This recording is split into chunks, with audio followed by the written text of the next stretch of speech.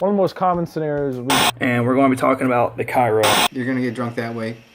By all means, do it.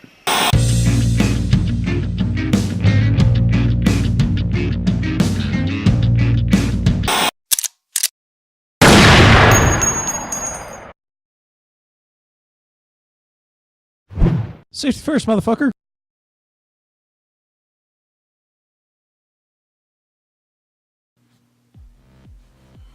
Hey everyone, welcome back to another Firearms Friday.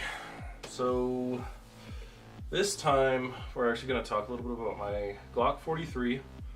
I haven't really made any modifications to it. Actually, I've made practically zero modifications to it, minus the grip plug and the rear plate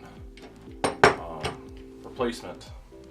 But today, because this is my carry gun, I wanted to kind of talk to you a little bit about why you shouldn't make a lot of mechanical adjustments and modifications to it. It can be argued that if you swap out your trigger, or if you kind of make any big modifications to your trigger, that somebody can say you were trained to kill them, that you wanted to kill them, and sometimes it's a stupid argument, I know, but it happens a lot. So that's why with any carry gun, with any gun I plan on carrying with me for a long period of time, I try not to do any kind of interior adjustments or modifications to it. Now, that doesn't really go for accessories, like for aesthetics, like I have a veteran American flag rear plate right here, and then my grip plate says Moa Mabe, and it's all kind of marred up and everything. But, yeah, so that's general kind of rule of thumb. I mean, it's a good gun, regardless. But, there's that. Get rid of the frame, get rid of the innards. So, the one thing that you really can do that is actually highly recommended, especially with Glocks, is to swap out the sights. Now, depending on your budget, I really like the True Glow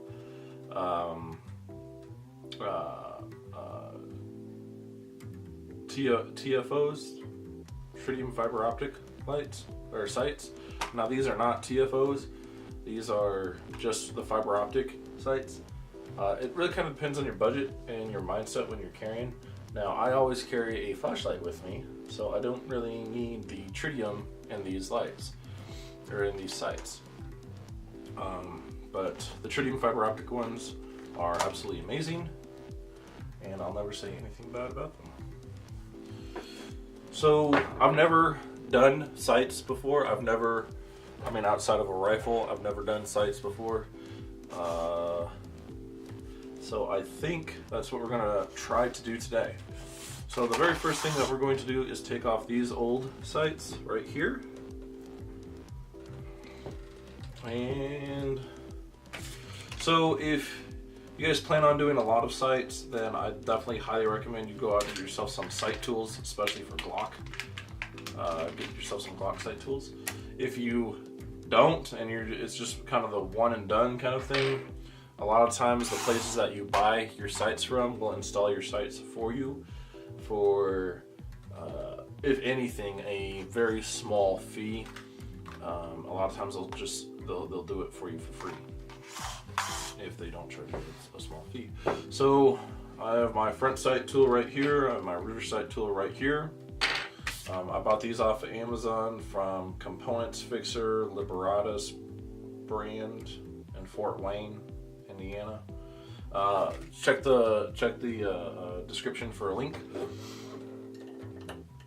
And all you do is you just kind of come in here, you start unscrewing things. From what I'm told, it appears to be working. So that's nice.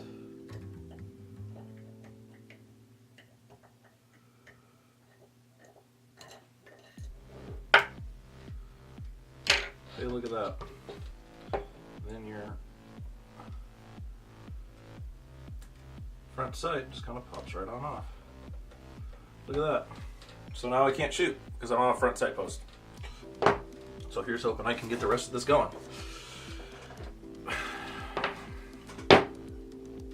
So the next thing you want to do is you just kind of want to push these guys out.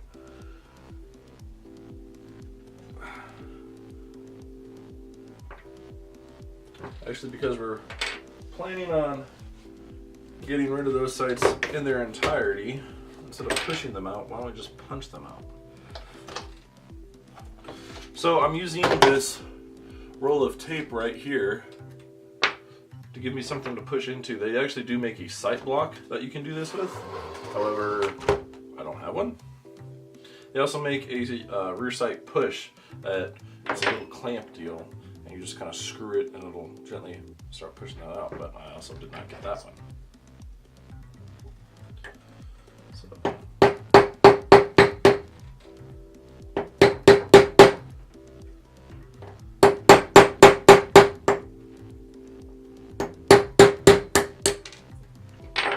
Boom.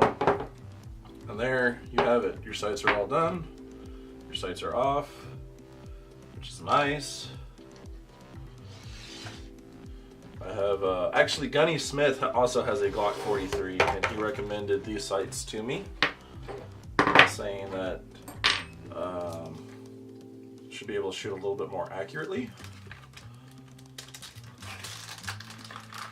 So, we'll have to test out and see how that works.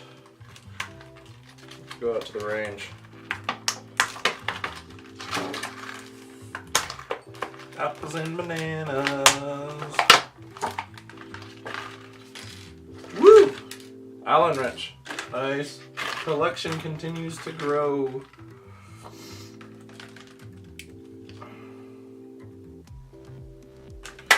Alrighty, so take that out, take that out, take that out.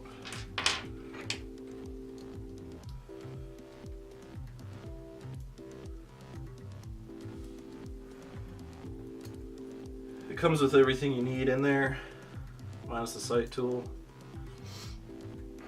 So there's an actual little oval design right here, which is nice because the hole on your front sight is an oval, so you should have no problems figuring out how to put that guy in.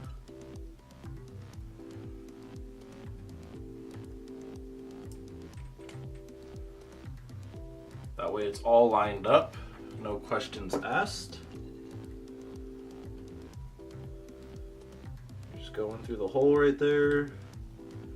Start lining everything up, start screwing it in.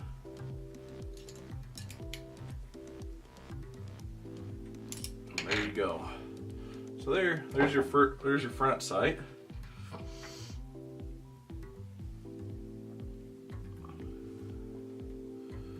Now this is actually really, really nice.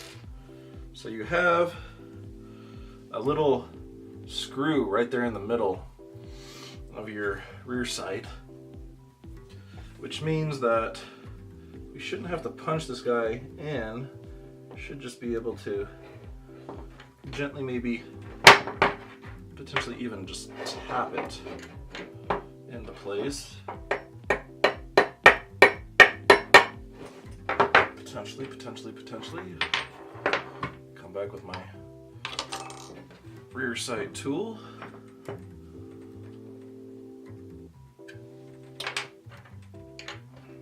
Maybe let's just even screw that thing out even more.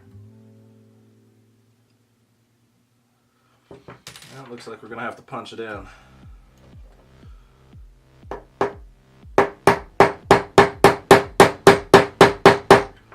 Ever so gently. And what you're really looking for is for it to be dead center, and you can tell that I went too far over.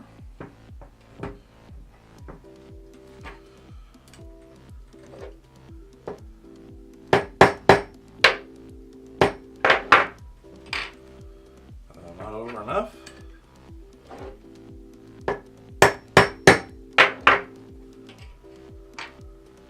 I'm thinking maybe just a hair more.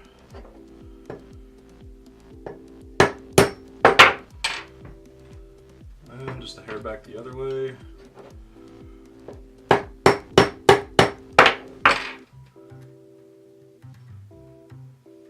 I think that's pretty darn good. I'm just eyeballing it right now. Obviously, you can get a set of digital calipers if you want to go a little bit more accurate. I might end up doing that after I get my set of digital calipers. However, at this very current moment in time, it should suffice.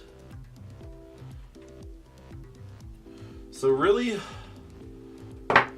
there you have it. Let's go ahead and toss everything back together and I'll show you guys how this looks. I've had TFOs before, I've had tritium fiber optic sights before. I had them installed on a Glock 27, which is the subcompact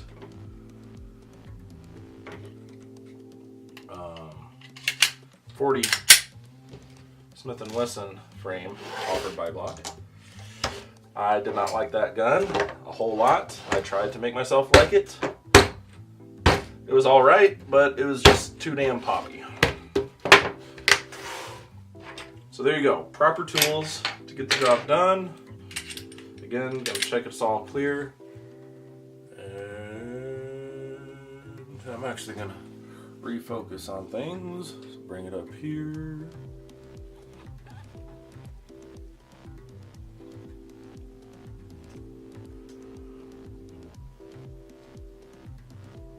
And there you go. So you can very clearly tell how awesome those sights are going to be, even in low light conditions.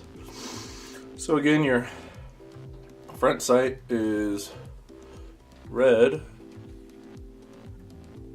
Your front sight's going to be red. Your rear sight's going to be green. Just line everything up and you should be good to go. Alrighty guys, if you have any questions on anything I've done today, go ahead and leave a comment. If you have any suggestions for future Firearms Fridays, go ahead and leave a comment. Make sure that you're checking us out on Facebook. You go like our page. We're gonna have a website up here next month that you guys can go to and check out blogs and videos and everything like that. Yeah. As always, train safe, train right. Make sure that you're checking the description box below for various important links, like said Facebook page and said website. Also, the parts. We always put the parts that we install in there onto our guns in the description box. So, yeah, I think that's all I got for you guys. Remember, train safe, train right, train hard.